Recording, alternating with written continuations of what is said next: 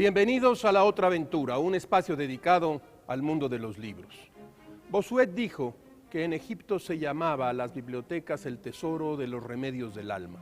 En efecto, se curaba en ellas de la ignorancia, la más peligrosa de las enfermedades y el origen de todas las demás. Una de las preguntas que los seres humanos de todos los tiempos se siguen haciendo sin haber encontrado la respuesta es ¿de dónde venimos? ¿Cómo es que estamos aquí? Algunos han encontrado respuestas en diferentes religiones, otros en la filosofía y otros más se lo siguen preguntando. Quizá por eso el concepto del alma, aquello que dota al cuerpo humano de sentimientos, de conocimiento, en fin, de espíritu, ha sido un concepto tan inacible y al mismo tiempo fascinante. Hoy hablaremos aquí del alma, de los escritores, de la medicina, de aquello que seguramente se nutre de nuestras lecturas, del arte, de la música y se corrompe con aquellas que hacen daño. Quédese pues aquí, hoy nos toca el tema del alma y la medicina. Les recuerdo que fue Adolfo Bioy Casares quien escribió que leer era la otra aventura y que la primera era probablemente la vida misma. Estamos pues en la otra aventura.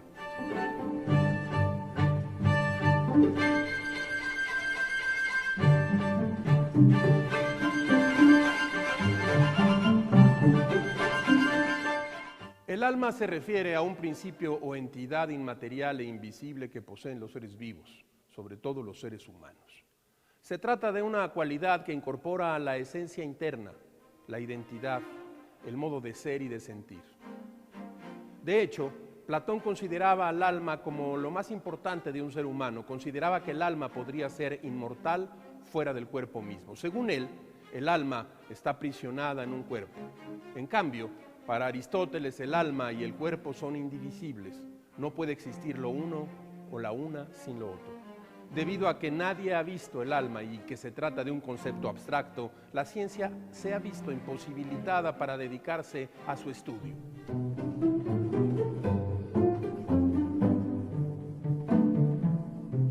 Hace apenas unas semanas, la editorial Debate publicó El rostro y el alma de Francisco González Cruzí, quien haciendo gala de sus conocimientos médicos y de las culturas ancestrales, nos lleva a un fascinante recorrido por la interpretación del alma a través del cuerpo humano y más específicamente de la cara, del rostro. Durante años, la humanidad y los pensadores consideraron que el rostro es el reflejo del alma, de tal modo que si alguien es hermoso, necesariamente debe tener un alma hermosa y generosa. Sin embargo, la historia, las experiencias y la humanidad misma nos han mostrado lo equivocado que estaba esta creencia.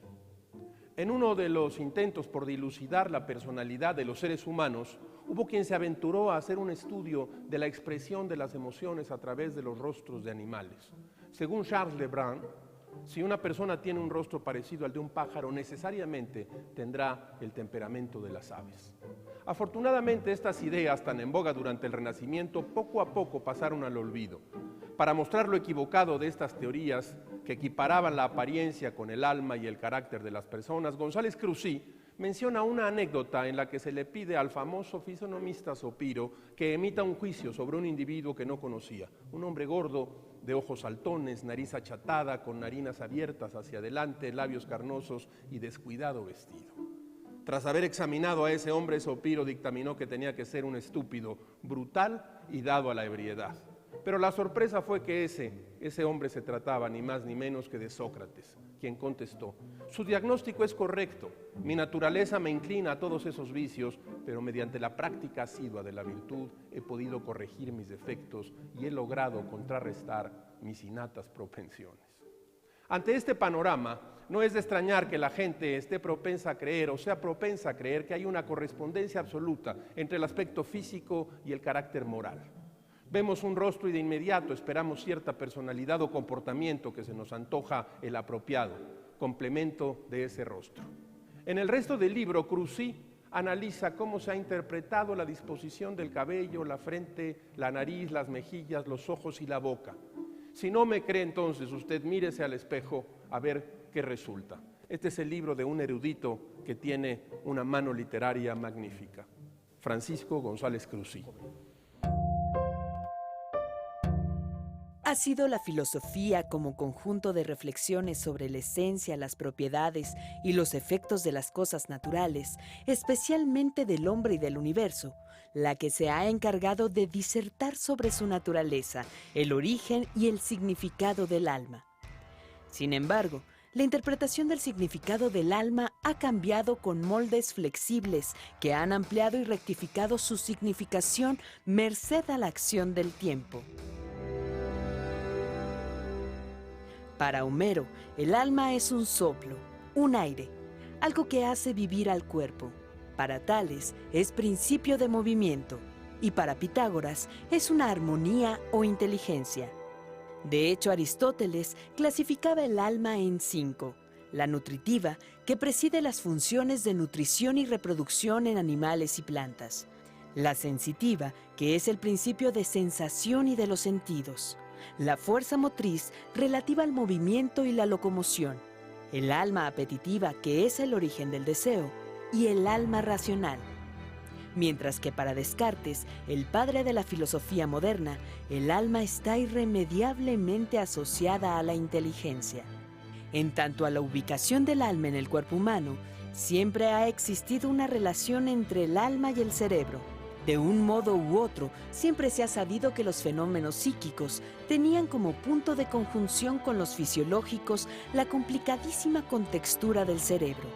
Ya Santo Tomás declaraba que el alma sin el cerebro no puede operar y que una determinada constitución del órgano cerebral, de la cual carecen los frenéticos, aletargados y otros, influye en una cierta perfección de la inteligencia.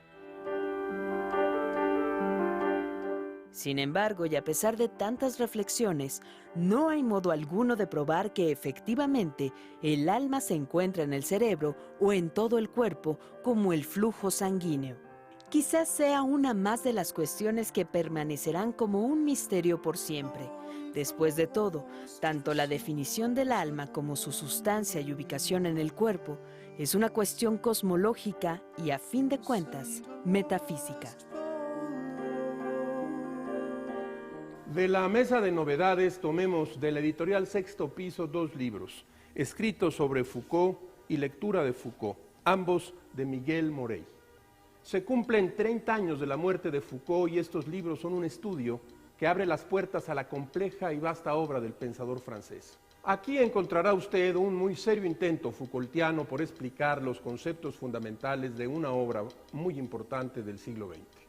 Vigilar y castigar, historia de la sexualidad, la enfermedad, las preguntas sobre el poder.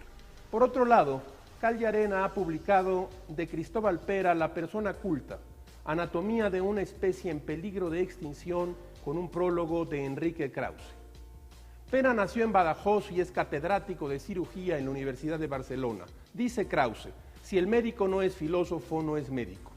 Hay una pregunta central en nuestro tiempo que Pera aborda. ¿Puede sobrevivir la persona, esa unidad indivisible, física, social, psicológica, orientada hacia un fin que la trasciende? Todo esto en el siglo XXI. Un libro notable del médico y filósofo Cristóbal Pera.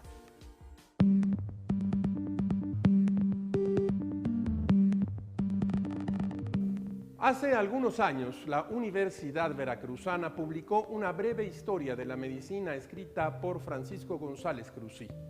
En las breves páginas de ese relato, González Cruzí logra cruzar, como lo ha hecho en su obra, al filósofo y al médico. El libro se divide así en dos nacimientos, el de la anatomía y el de la cirugía. Luego se dedica al vitalismo y al mecanismo, al misterio de la procreación, luego a las plagas de la humanidad, al concepto de la enfermedad a través de la historia, al proceso diagnóstico y finalmente a la terapéutica. Tradicionalmente, nos dice González Cruzí, se entiende por diagnóstico el arte de reconocer una enfermedad por sus signos y síntomas y distinguirlas de otras. Desde luego, eso supone un consenso acerca de la palabra enfermedad. En la vida diaria lo damos por sentado, pero la historia nos demuestra que el concepto de enfermedad no tiene una definición precisa ni es inmutable. Las enfermedades no son entidades por sí mismas, sino más bien sobreentendidos sociales. Una enfermedad no es un hecho dado, sino una interpretación de la realidad. Cuando el individuo está enfermo, tiene experiencias que son únicamente suyas, Su sufrimiento es de tal suerte que nunca se repetirá de la misma forma, es decir, en todos los pormenores, tanto mentales como físicos, en ningún otro individuo. Las enfermedades son parte integral de la historia del individuo y no son idénticas a las padecidas por otros.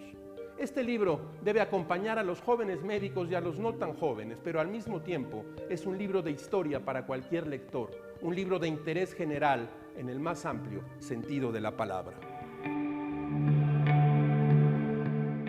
De breve historia de la medicina de Francisco González Cruzí. Tradicionalmente, el proceso diagnóstico comienza con el encuentro entre el médico y el paciente. Este proceso describe la naturaleza y evolución de los síntomas, relato que constituye la historia clínica según la percibe el paciente.